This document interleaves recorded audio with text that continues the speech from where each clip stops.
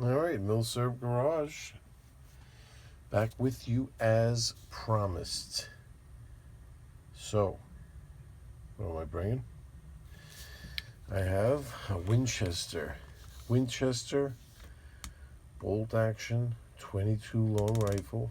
This is the model 57. Let's take a look. Nice. What vintage would you say this is here? Well, we got a checkered steel butt plate, sling swivels, detachable magazine. Interesting, huh? Barrel band, military style barrel band with a sling swivel. Interesting looking front sight. Right? I'll tell you what we got here. This is, boy, am I in a subdued mood. This originally was produced as the Model 56, and it didn't have sling swivels, didn't have this barrel band. It was more of like a plain Jane kind of model. I mean, it came with two different types of stocks, like a plain stock and a deluxe wood stock. But the thing was a dismal failure. And right around the same time, they released this one, which they called the 57. And this was more like a target model. See, what this thing had on it is, you take a look over here, you see there's two screw holes here where there would be a Lyman sight connected here. And as you can see, there was a split ages ago because this is so worn smooth. There's a split here in the wood. This would have just been chamfered out as like a box right here for it to fit in. Now, I've priced those things out. This one came without it. I priced those things out probably for about $100-150. I could get the sight, the screws, the exact one that fits on here, everything. But what it came with, because it had that target sight on it, it came with this fold down rear sight, which is pretty cool. That I think is rarer to find than the actual Lyman sight. And the front sight is different. It's this squared off type looking front box blade. What do they call this? A military square blade.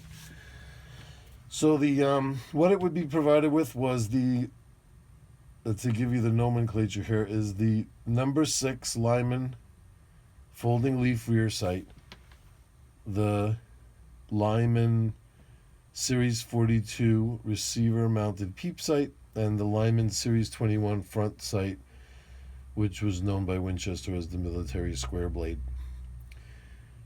These things were produced from 1926 to 1936, and the Model 56, they came out at the same time. 1926, both of them came out. By 1930, like, the Model 56 was gone already. They stopped making it. There was absolutely no interest in this thing for some reason, but they continued on with this one for a while longer. This is a 1928 model, so this is like second year of production, third year of production. So let's show you a little bit about it here, how it works. It's got a magazine release button here. That works pretty good. It should drop the mag. You know what, I think if the bolt was open it would. Yeah, it does drop the mag out if you push it, so it's kind of cool that you don't have to actually pull it out and just fall out into your hand. Just nothing unique about the loading procedure. It's pretty straightforward. This magazine design carried through for a number of years. Everybody copied it. I mean, this is a real deal Winchester jammy here, but see, like, I have one here. See if I can find it. Like, this is a more modern Remington. You see they kind of just followed the same exact floor plate look, same exact look to it, how the feed lips are. I mean, look, they're almost identical. Everybody kind of copied this design from Winchester. And these things, they load and feed nice and smooth. No surprises here. Exactly what you'd expect. They charges when closing. It's a cock on closing design. But this is everything. This is like two extractors here. You can see there's a double extractor on the bolt, and the ejector down there is solid. Let's see if we get a better look at the ejector right there. It's a nice solid ejector. You ain't breaking that. And this bolt, it's a very kind of like a Mauser-ish feel to it, but not even like, it's this receiver ring kind of does that, but it's not really like a true Mauser feel. What's funny about it is that it's more like a 03 Springfield feel,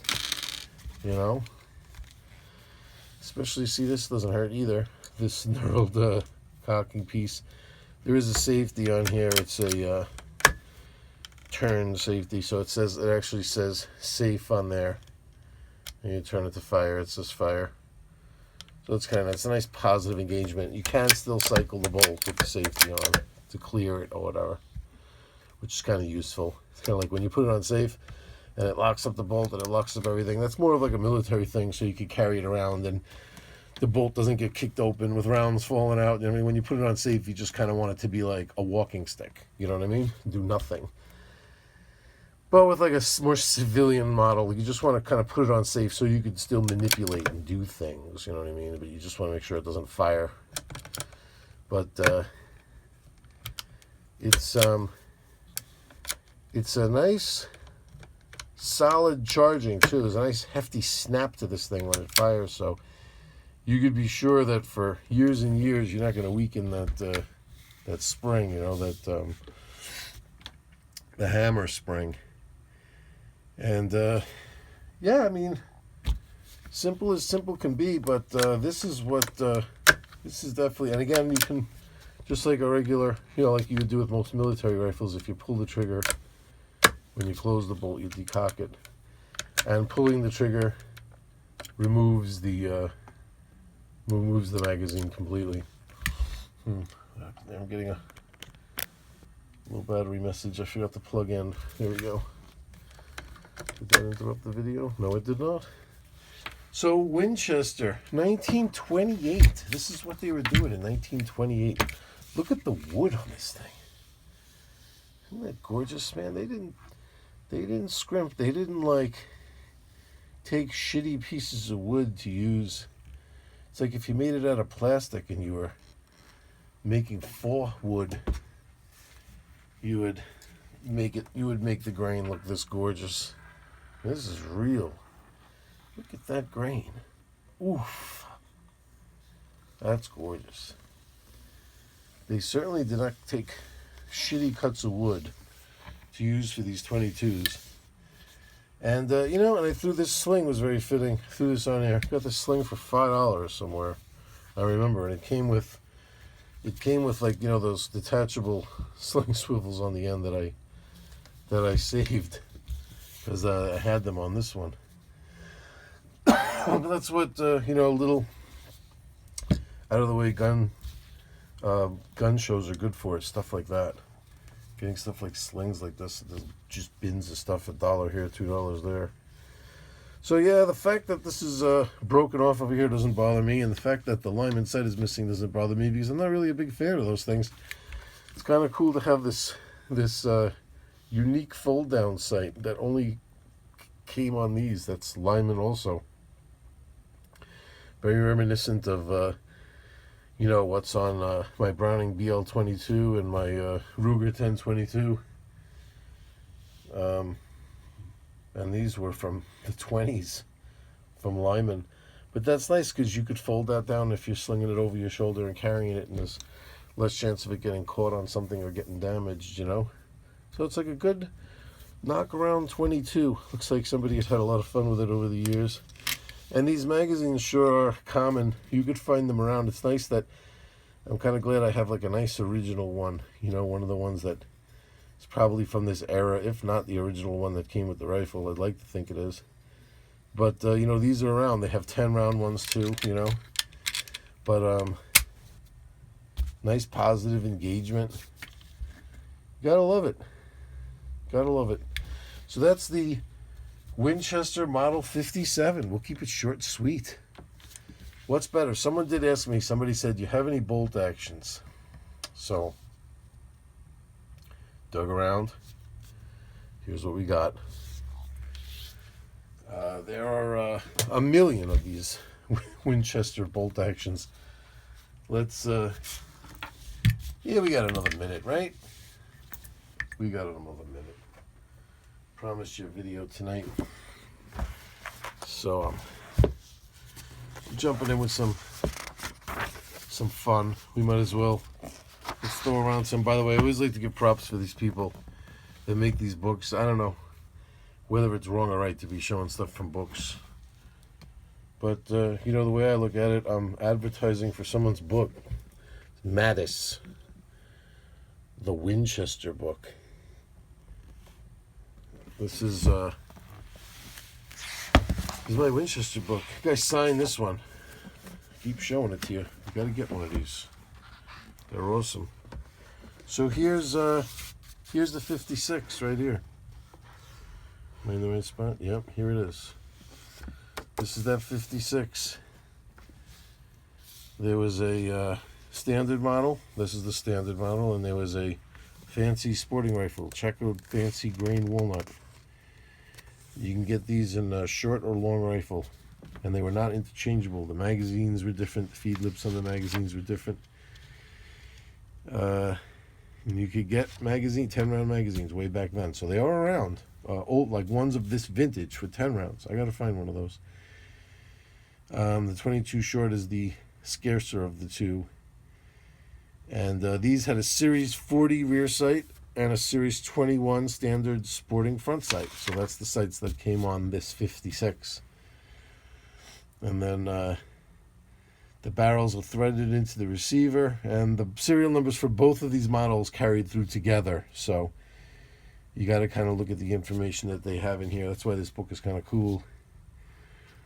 And see, where else are we going now? Yeah, this thing just fell apart. They only made like 8,000 of these things or something. But then here's the 57. There's this guy. So you see they kind of put the front barrel band there, the rear sling swivel, and it's hard to see it here, but there's that sight on there, and it says on here what it came with. It said that there are some rare ones at the beginning came with a patent number on the sling swivel, and I have that. I don't know if it's gonna. I don't know how well you guys will be able to see it there. Makers of Timberland. Yeah. Oops, and whoa. Like Jesse Ventura on Joe Rogan interview just started when I bumped the mouse. Let's see, can we see it on there? Just about. See that there? Patent, and it has the date right there. So that's supposed to be some kind of weird rarity. It says that they got rid of that stamping on there pretty quick, and there were some differences with the extractors, and it tells you here what sites that were on it that I just read to you. And then what's cool about this book is it has some pretty cool production numbers. So down here, this is what concerns us. Here's the 56 and here's the 57. So you see the 57 carries through the top of this page all the way to 1938, where they were just using leftover parts to put the last few together. See, in 37 they only made 37 of them. 36 was really the last official year of production, and then they were just using up. But you see the 56 here. The 56 they only made for these few years here, and then production ended. 18 of them were made in 1931. So basically in 1930 they stopped production. So that was 1, 2, 3, 4, 5 years of production. Those died, but this 57 they continued on making it. Although you see the numbers do drop. They only made a fraction of what they were making around when mine was made. When mine was made, they made 2,563 of them for the year. and they made about 2,500 and change up to 1931. And then when they stopped production of the 56, bang, they dropped down 1,000, then only 392, 660, 340. The thing was a bomb. I think back then, if you really did some research, you'd see that there were some cheaper versions, like coming from like overseas. You know, like I don't know where. I don't want to say a place and then I'm just so completely off. I had read about it once that they were competing heavily with cheaper guns from overseas, so they had to drop their prices down to like, you know, $5-6 for some of these rifles because the competition from overseas was so they were so cheap and probably much more cheaply made. But you know, that's where they started to get that stigma that stuff imported from overseas was crappy stuff, you know, whereas by the time they were making like Brownings in Japan, they were Maruku company or whatever, they were much better than what was made here. But back during this time, it was really junk that was coming over. So guys like Winchester making beautiful rifles like this, it was very tough for them to compete. So yeah, there we are. I'm done. Winchester Model 57, and I'm gonna come back tomorrow. Tomorrow I'm really gonna come on strong. This is this rifle will pale in comparison to what I'm coming up with tomorrow. Actually, let me think. We are going to keep it Winchester. Let's keep it Winchester. I'm going to come back tomorrow with the sickest Winchester 22. Tune in. Say late in the afternoon. I'm going to post this video. It's going to be one of the most beautiful 22s I have. I'm going to do it tomorrow. So stay tuned. Be well, everyone. Thanks for tuning in, and see you tomorrow.